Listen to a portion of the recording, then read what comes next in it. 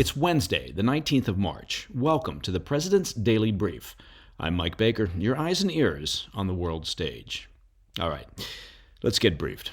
We'll start things off with the high-stakes call between President Trump and Russian President Putin. Now, the two spoke for at least 90 minutes yesterday, discussing an end to the war in Ukraine and agreeing to kick off negotiations straight away. We've got the details. Later in the show, Yemen's Houthi rebels are doubling down on attacks in the Red Sea, refusing to back off despite U.S. airstrikes and pressure from Iran. Or I should say supposed pressure from Iran. Now, there's a chance, mind you, that the Houthi rebels might have an outsized opinion of their capabilities. Plus, Chinese state media is cheering the U.S. White House's move to cut funding for U.S.-backed news outlets like Voice of America and Radio Free Asia. We'll discuss why Beijing sees it as a win and what it means for America's reach abroad. And here's a pro tip.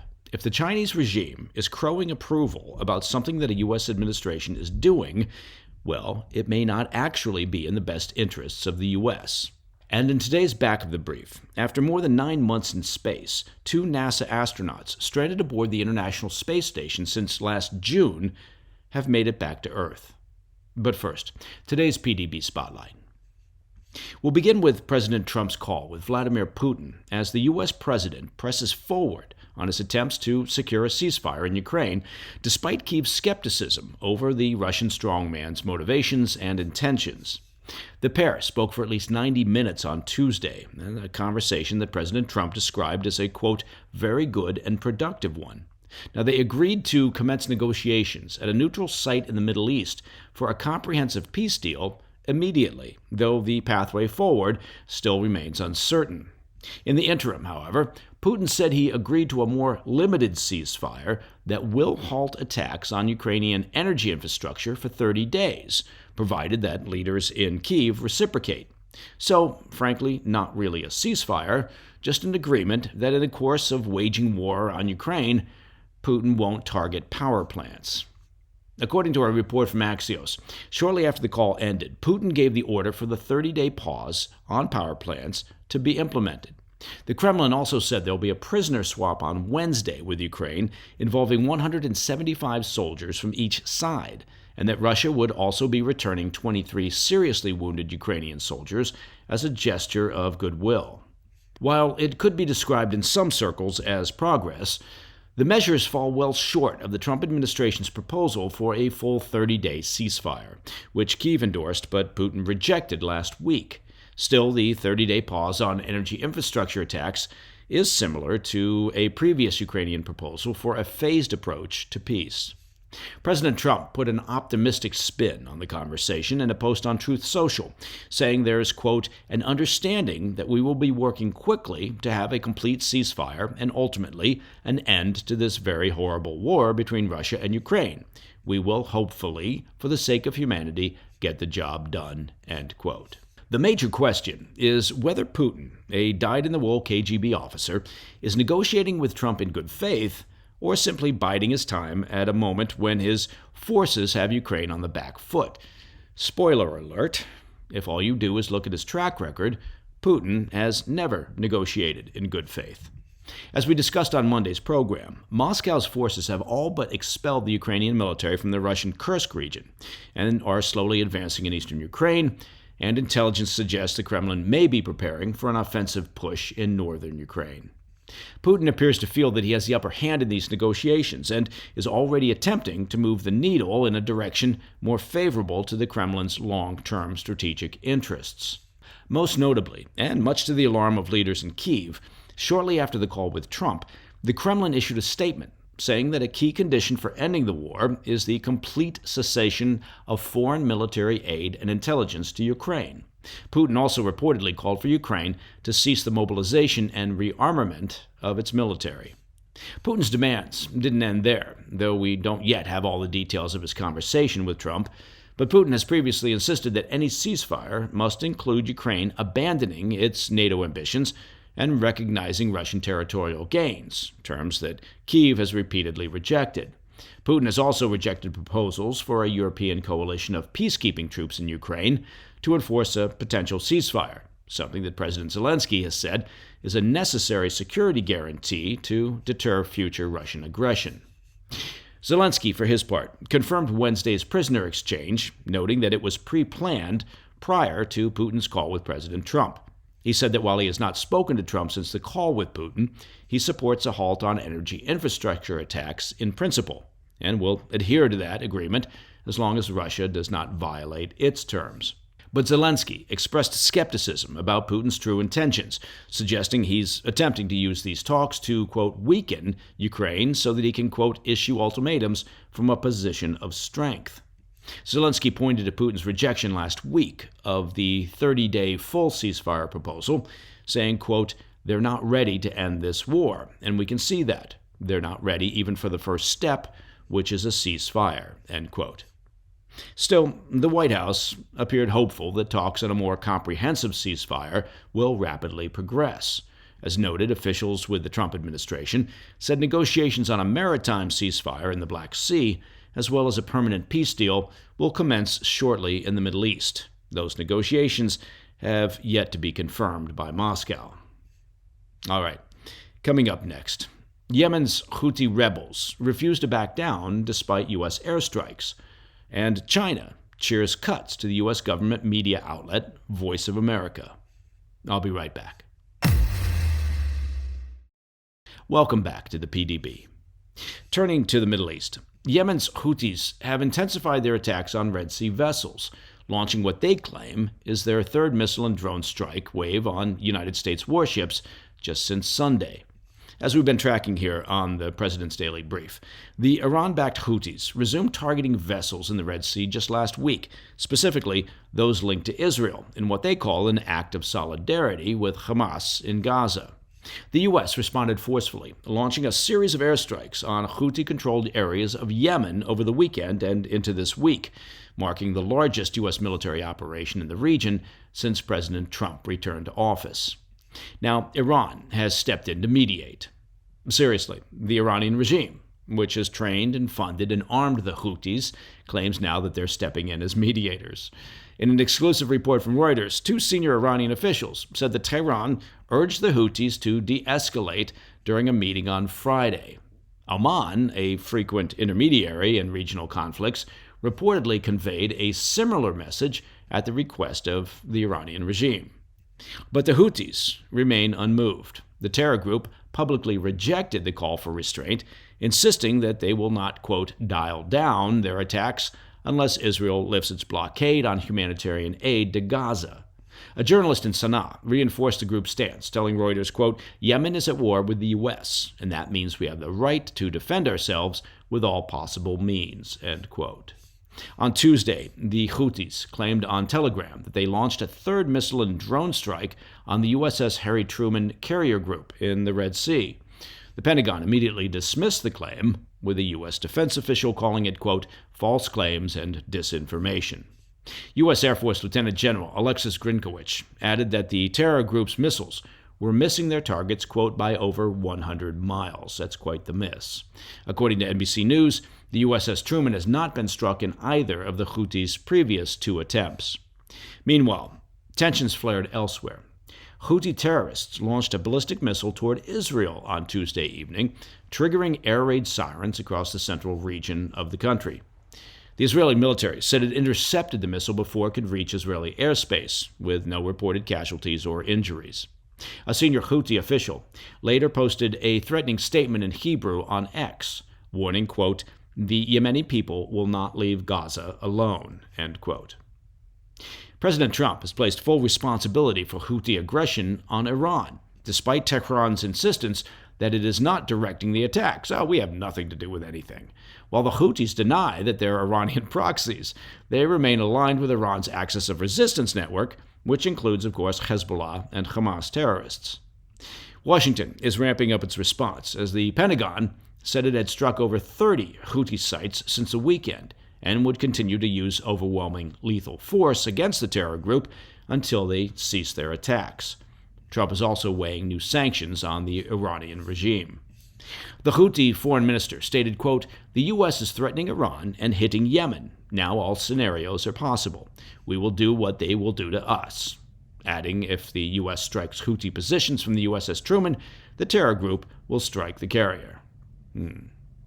All right, shifting our focus to China. State-run media is celebrating President Trump's decision to cut funding for Voice of America and Radio Free Asia. There should be a clue in there somewhere. The outlets have long served as thorns in the side of authoritarian regimes, with Beijing calling the move a blow to U.S. propaganda.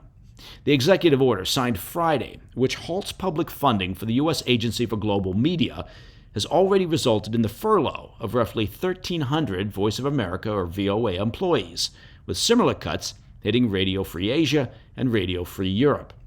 Chinese state media wasted no time declaring victory. I think there's a clue in there somewhere.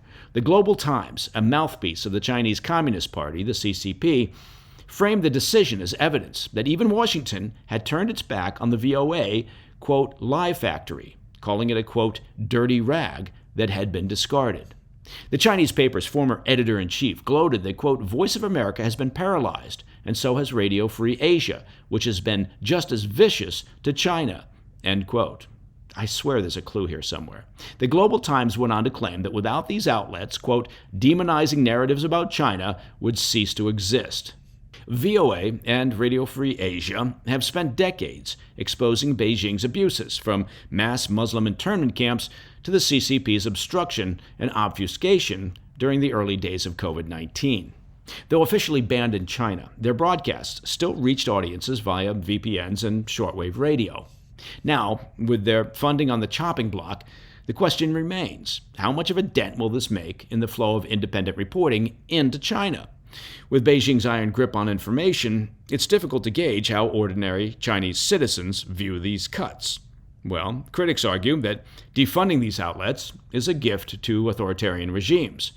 VOA Director Michael Abramowitz warned the move, quote, hobbles America's ability to counter foreign disinformation at a time when adversaries like China, Russia, and Iran are expanding their state-run media operations.